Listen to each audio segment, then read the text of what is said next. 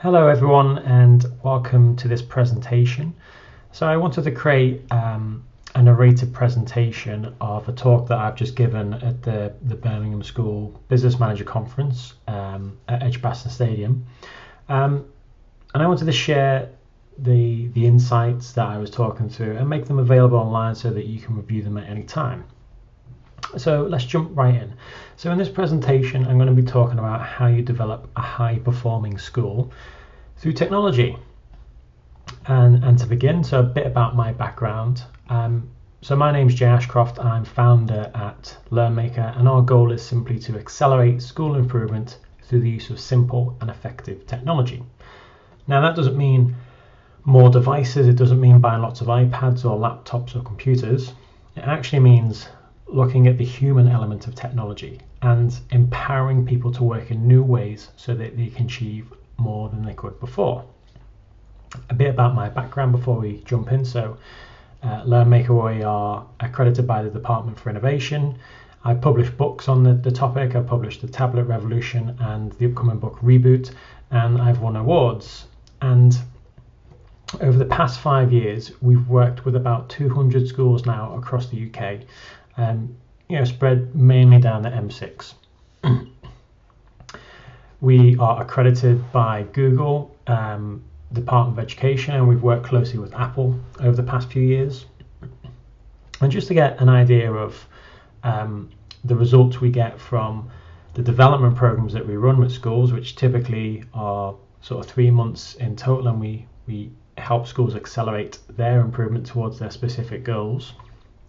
A little bit about those. So we work with INVICTA Primary School.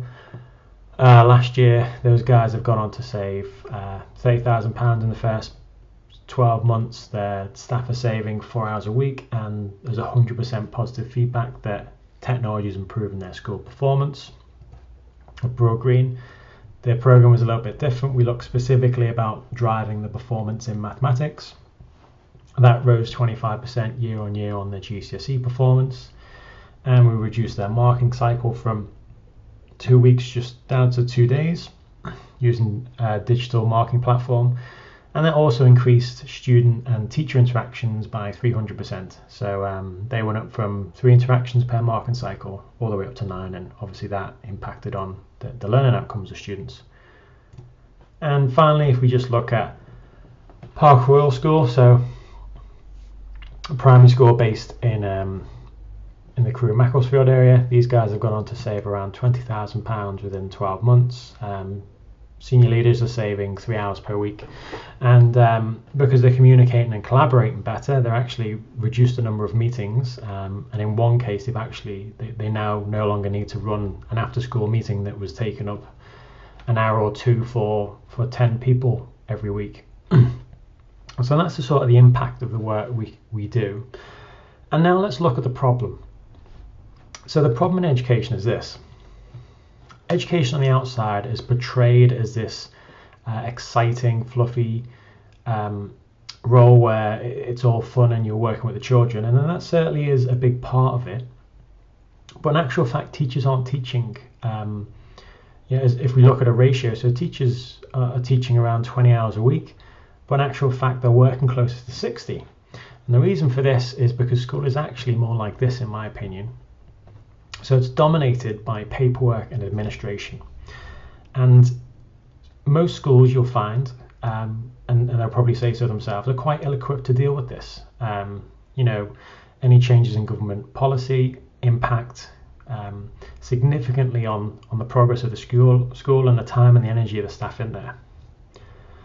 And if we go a bit deeper and we look at actually, so what are the problems why we've got all this paperwork and administration? There's 3 real reasons. So it's lack of money. Schools are struggling because they've got a lack of money, so they can't spend money to hit their targets.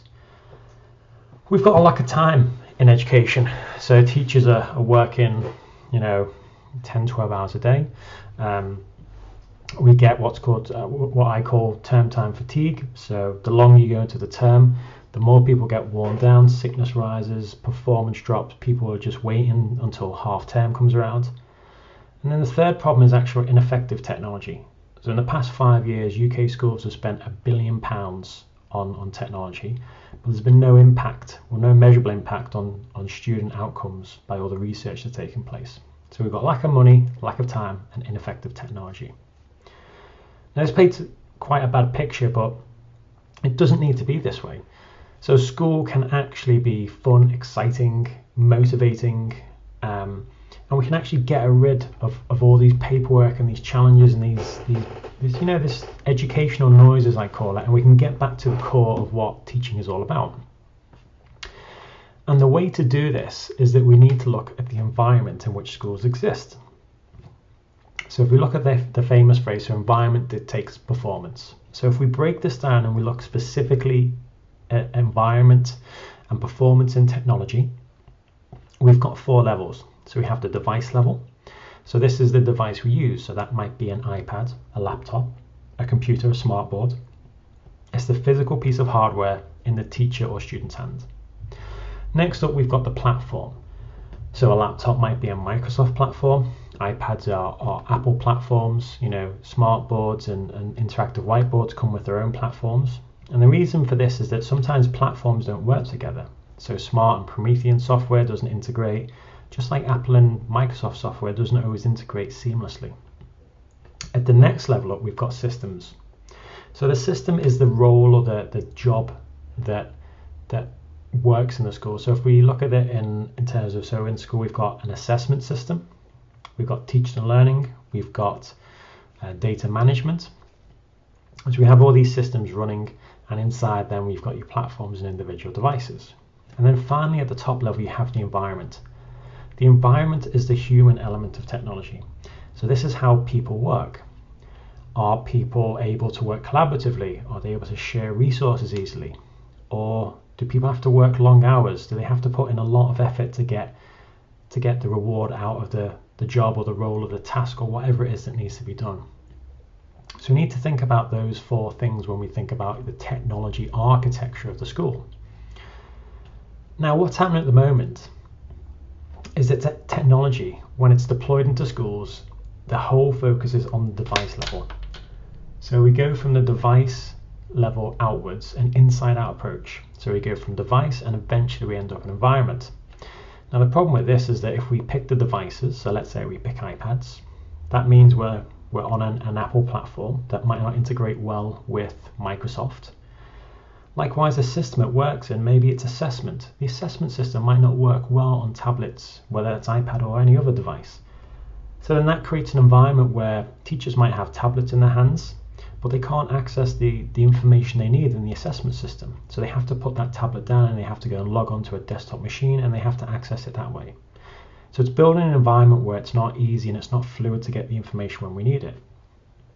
Now the thing we need to remember when you build an organization from the inside out, you need money and time to drive performance. As long as money is going up and people have more time to work, you can keep driving performance forward. But if any of those 2 falter, then you've got a problem. Now, the right way to build a technology architecture of the school is actually from the outside in. So we take devices and we actually take technology right off the table. And we start by thinking about the environment that we want to work in. How do we want people to be able to work together? Do they need to sit around the table? Do they need to meet in person? Does everything have to be paper-based? How is information stored? Do teachers need to go and ask someone to get the information that they might need, or is it just readily available? From the environment, that then filters down towards the device level. So from environment, we understand the systems that we work in. We understand what platforms work with the system. So if it's an assessment system, it might only work on Microsoft, or it might only work on Apple, or it might only work on Google. So we pick the systems that we want, and then once we have the systems and the platform in place, we have a short list of devices that will work in this environment for us. Now, when you go from the environment to the device level, so outside in, you'll find that innovation drives performance. So money and time aren't that crucial any longer. They're certainly important. You always need both to run a successful organization or a school, but innovation, if you can capture that, you can drive performance far more than you can is if you just throw money or time at the problem. So this leads us to the question, how do we design a high-performing school with technology? And the answer is, it's all about the working environment. Now we can break this down a step further, because there's actually 3 common principles that all high performance schools have in common. These are, they have highly capable staff, they're very effective in their jobs, they're very productive, so they capture information and they act on it easily and well and consistently. And then that consistency runs throughout the organization. So you don't have people doing great work one week and average work the next. There's always a level of consistency that drives quality. So let's break those down a little bit further and look at each in more detail. So improving the capability of your staff. So what you want to do is use technology to give staff new ways in which to work so that they're able to improve how effective they are in their individual roles. Now, the easy way to do this is to look at collaboration. It's key in a school to be able to communicate quickly and easily across the entire organization. And we want to move from a rigid setup into a flexible setup. Now, what I mean by a rigid setup is that you're sort of stuck in a hierarchy. So the head teacher sits at the top, you've got the leadership team underneath, you've got teachers below those, and then towards the bottom you've got support staff and administration staff. And communication sort of just goes up and down the line. So the head teacher decides on the strategies. They meet with the leadership team, that's talked about. The leadership team then go and push that out to the teachers, and then the administration and the support staff usually end up hearing about it sort of first hand in the lesson or on the fly as it's being put into practice. This is a challenge because when you can't communicate quickly and easily, you have this lag. So it might have been 4 weeks, it might have been 8, it might have been 3 months since the head teacher decided on this new direction or this new initiative that was going to be put to school, but it's still not trickling down and it's not embedded in every element of the school. And this is because we've got a rigid organization. So in a rigid organization, it relies on authority, and the authority is driven through meetings, and they have to be in person. So there's only so many meetings we can have. We can't have a meeting every hour of the day. You know, schools are already full of meetings, perhaps too many. And it's just not conducive to developing high performance. What we want to do is move from a rigid structure into a flexible structure.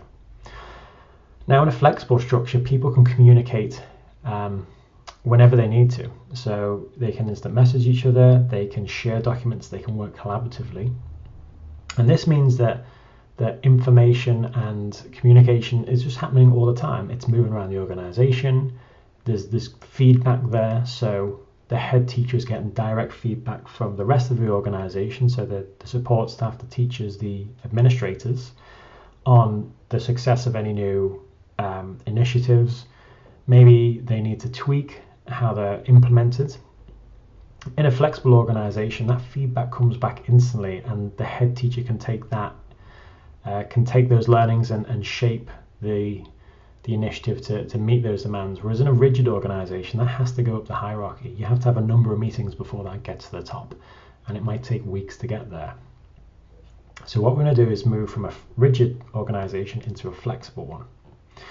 Now, this is what we've done with a number of schools, and one of them, Archbishop Beck, were able to say, so their lessons were completely different afterwards. They're now able to personalize learning to a far greater degree. And that's because teachers can work collaboratively. When people can work together, you'll find that they pool their collective knowledge, and that drives quality higher. Now, an easy tool to get started with this is to use Google Docs. So Google Docs is part of Google Suite for Education. It's a free online productivity tool. You can it's much like Word, but online. You can share it out, you can have people comment and work together live, and it makes that communication aspect really, really easy. So that's a brief look at how we improve the capability of our staff. Moving on, if we look at the productivity of the school, so this one's key. So if we use technology to reduce the burden of paperwork and administration, we're able to allow staff to focus on the core job and what's most important in their role. Now, this is all about information in a school. Schools are data-rich environments. They have to capture a lot of information. They have to formulate plans and strategies based on that information, and they have to roll out initiatives. Now, in a paper-based environment, which most schools are, this creates a time lag. Now, let's look at something as simple as we've got an upcoming field trip and we need to get permission slips from the parents whose children are going. Now, in a paper-based environment, there are 3 stages to this. The first one is that we have to create the document, so somebody has to sit there and type that up. The next stage is that they get printed off and they're sent to parents. After a specific period, we start collecting those back. But sometimes the parents might have not completed on time, so we might have to send a second form out to let parents know. So now we've got 2 lots of collections to do. Eventually we hit the deadline and we've got a list where the students are coming. Next, we need to curate this list. So we need to sort through these forms manually, and we need to put them in 2 piles, the children who have got permission to go and the children who don't have permission.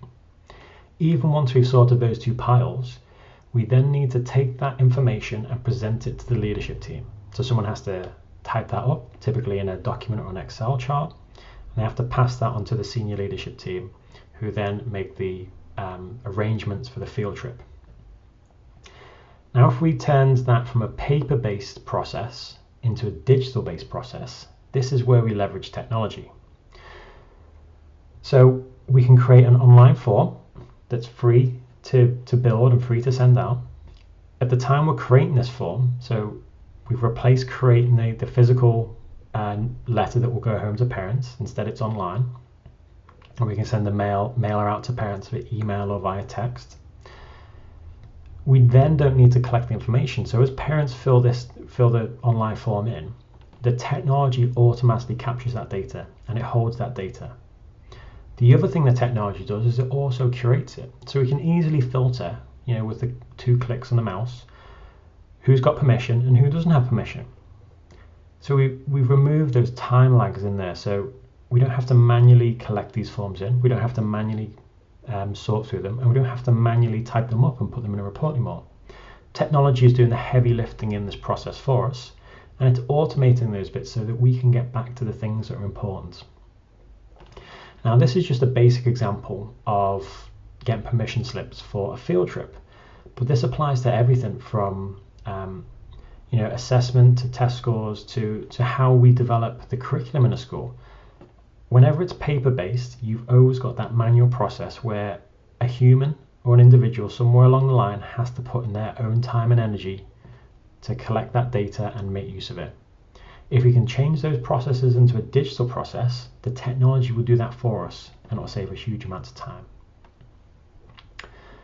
The tool to use to get into this is something like Google Forms. So Google Forms is free to use. You can build free online forms that you can then send out to parents, and they could submit their answers, and it'll capture all those into a spreadsheet, and you can even have those visually portrayed in charts and pie charts and that, so very easy to display that visual data.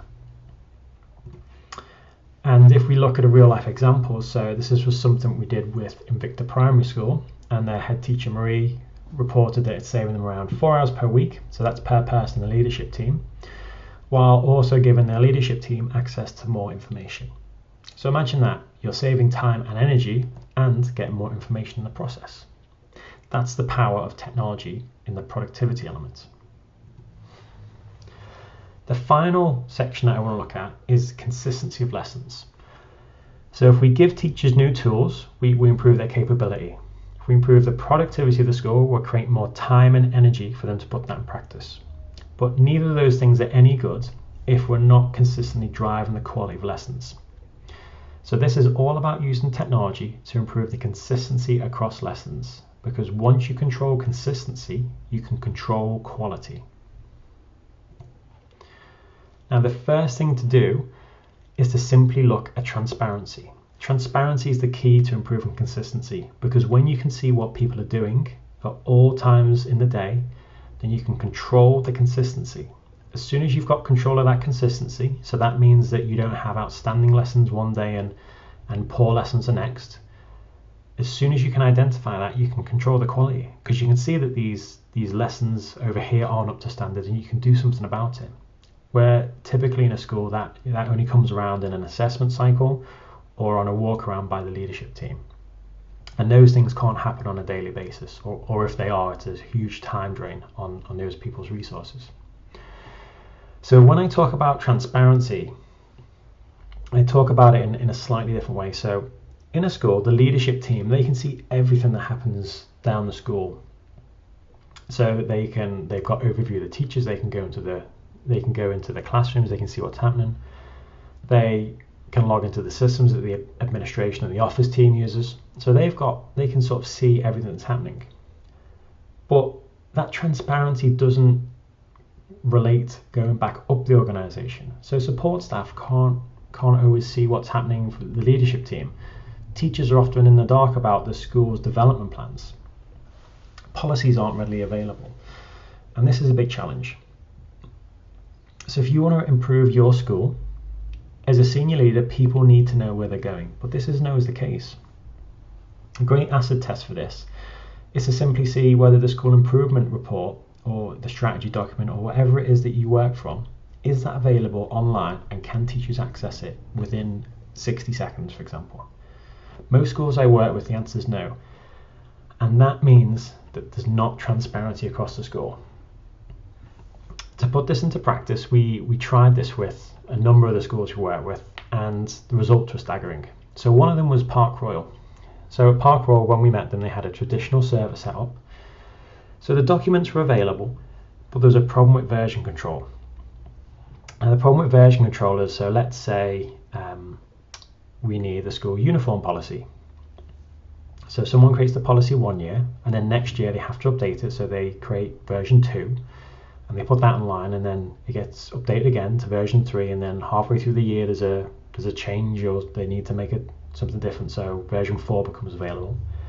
And what happens is that a number of years down the line, when the teacher goes onto the server and they look for this document, they find there's a number of versions, and nobody knows which one to really go to, because people don't delete the other ones, and all that happens is that the server fills up with dozens, if not hundreds or thousands of documents that are simply out of date and need to be retired. And that's the problem with version control. This is something in particular that I see a lot in schools who rely on servers. There's thousands of documents that just simply aren't needed, just taking up space. And when you go and speak to teachers, because it's like wading, it's like looking for a needle in a haystack when you're on the server, people just tend to avoid it. And instead they'll go and ask the administration team, or they go and ask the leaders for specific documents that they might need, or policies. And this means that the emphasis is always on the leadership or the support team to push out documents.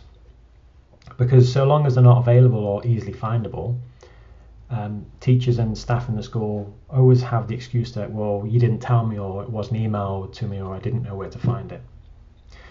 So what we did with PARKROYAL is that we used Google Docs, which we looked at earlier, and we created a live staff handbook for them. So all their policies were put into one unified document, and they were linked out. So rather than having a document that was hundreds of pages, we had just a sort of 10-page document, and it said, if you want the sickness policy, and you click on the link, and it takes you directly to the sickness policy. All of this was available online, so anyone who had internet access could log in with their school Google account and find these documents. And then this was communicated out to staff. So rather than being able to say, well, it wasn't, you didn't send it to me, I've lost the handbook if it's printed out physically, you could always go online, you could always find what you're looking for. And we applied that same principle to teaching resources as well. One of the things you'll find is that there's a huge variation in the teaching resources being delivered into the classroom. But as a head teacher or school leader, you might not be able to see what's happening in the lessons where you don't walk in, or a member of your team walks in and observes. So how do you know that those lessons where you're not there are meeting the requirements that you want your school to get to? And this is about transparency again. So once it's in Google Drive, if you move all those resources into Google Drive, you can look at them at any time. So you can run a sort of resource audit on them, check that they meet the criteria, and you can identify teachers who may not be up to that standard, and then give them the relevant support, or mentor them or get them training if they need it. So what happened at PARKROYAL? Well, we implemented Google Drive in sort of April time, and by July they had in excess of 30,000 resources available for their staff within the school.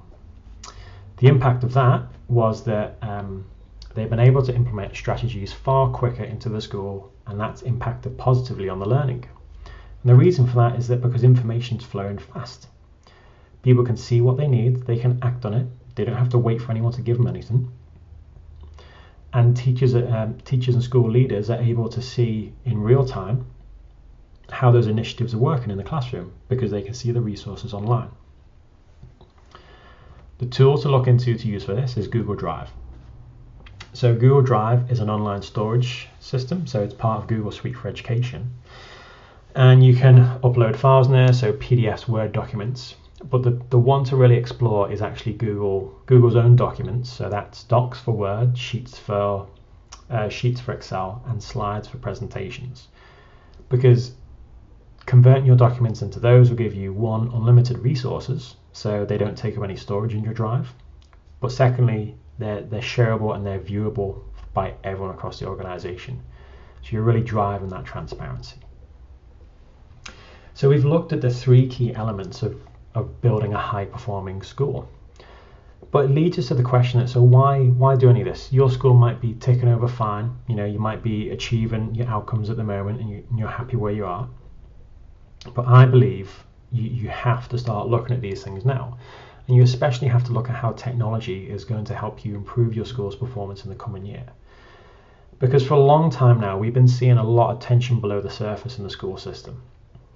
And like tectonic plates grinding against each other under the Earth's core, I think we're heading for an earthquake. There's going to be a singular moment where all this tension and all this built up energy is released in one huge wave, and it's going to create devastation if we're not prepared for it. And we can just look at the coming earthquake. We can identify the areas that are causing the tension. The first problem is that we've got a teacher retention problem. We can't keep teachers in schools at the rate we need to if we're going to meet the demands of the education system. Some areas of the country are struggling to recruit. They might get no recruits, or they're reliant on newly qualified teachers. You can't get the people we want into the roles we need. The second element is the funding problem. Schools are being asked to make savings. The government has identified that they want to make £3 billion worth of savings within the next 3 or 4 years, but there's no framework around how those things are going to be, how that's going to be achieved. So what's happening is schools are getting the budgets pulled back. They're being asked to do more, but they've got less resources to throw at this problem. And the third one, and it's the one that we're not even seeing yet, is the population boom. So by 2023, there'll be an additional 1 million children within UK schools. And it raises a number of problems.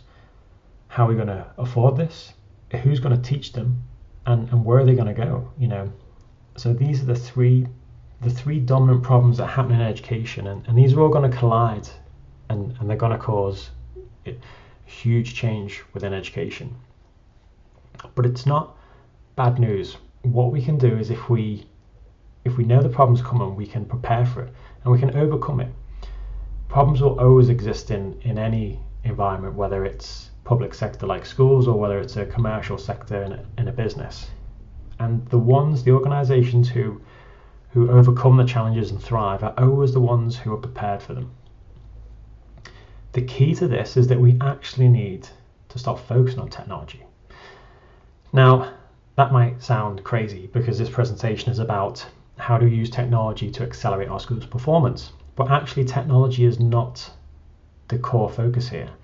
What I've looked at in this presentation is about the devices and the platform level. So it's Google Suite and Google Forms and Google Docs, and that's on your laptop or your iPad or your tablet, whatever it is. These things can help. So these are tools and they can help your progress. But if you think about building a house, you can't build a house with just a hammer, and the technology is just a tool in your hands. It's the hammer, it's the saw. You need a lot more. You need the architecture, and you need the plans, and you need the understanding. And this is why we have to start focusing on the environment. It's all about the environment that we want our staff and students to exist in within a school. So is that means, can people work easily together? Is it collaborative? Do people need to work 60 hours a week? Do people need to ask for resources, or are they just available there? Can people work virtually rather than having to attend meetings? Can we share resources effortlessly? These are things that we need to question about the environment. And when we look at once we've decided what environment we want to look in, once we've decided what environment we want our teachers to work in, we can then define the systems. So that means, how do we collect, in the assessment system, how do we collect information on students? Do we have it marked in books, and do we have a big period where people have to collect that manually? We do book trawls, we do tests, it's all manual, it has to be pulled in, it has to be put into the assessment system, and then it's pushed out into reams of spreadsheets and someone has to analyze them. Or do we want a system where we utilize technology, where the marks are put in at the point of at the coal face within the classroom? So when students get marks, maybe that goes directly into the student system. The technology does the analysis, and out the other side, it's predicting the trends for us. And so rather than that time where the individuals are collating this work and putting it together, we can use technology and we can spend that time acting on and improving those results. So it's all about the environment. Focus on the environment and then figure out the systems that you need to get there. And I want to end on the fact that there's a huge opportunity here. So although there's a lot of problems and it's stressful and it's challenging being in education at the moment, there's actually never been a better time to be in a school, and especially lead a school. So the advances in technology enable you to completely design the environment that you want to work in. Now, if you went back just 10 years, you couldn't design the environment to the extent you could today. You wouldn't be able to work collaboratively and to share and to do all of these other things without going out and spending tens of thousands of pounds on a custom built technology system for yourselves. Today, we've got Google Suite for Education. Now, Google will make this tool available for free into schools. It doesn't cost any money. It's just there, it's built. You don't have to maintain it or upkeep it. Google do all that for you. They're giving you this wealth of tools and these new ways to work, and we've got to really take advantage of them. We have to use technology in a way that improves how our staff work, so that our staff can focus on how to improve learning outcomes and work closer with our students. We have to get staff away from the paperwork and the administration side of the job and back into the classrooms and closer to the students as what teaching is all about. So I'd really say take advantage of the technologies out there. Look at the Google Suite for Education, go away, have a trial of it, and see how it can fit and develop your own school. If you need help on this, then that's where we can support you. So in this presentation, I've talked about a lot of top-level thinking, looking at capability, productivity, consistency. These aren't things that are typically discussed when we look at technology. We tend to just think of what brand is it, how do we integrate it, what does it do. So what we do, we designed a discovery session. So discovery sessions are 60 minutes one-on-one with your school leadership, and they're built to gain clarity and identify areas for your development. You can then see how these line up and how they'll help you hit your goals in 3, 5, 10 years time in your school. And it identifies the challenges that you've got now and how technology can be used to overcome them. So if you'd like to arrange a discovery session, then just click into the link in the description below, or go to www.learnmaker.co.uk and you'll find the link on there, and get in touch and one of the team will get back in touch with you. So to end this presentation, I want to just leave you with one thing. It's time to accelerate your school's improvement. The technology that exists today has never existed in the extent that it has, and you have so much power and so much control over what you can build in your school that you have to start taking advantage of it. Once you give staff new tools and new ways to work, you'll enable them to transform learning more than they ever could before. Thank you.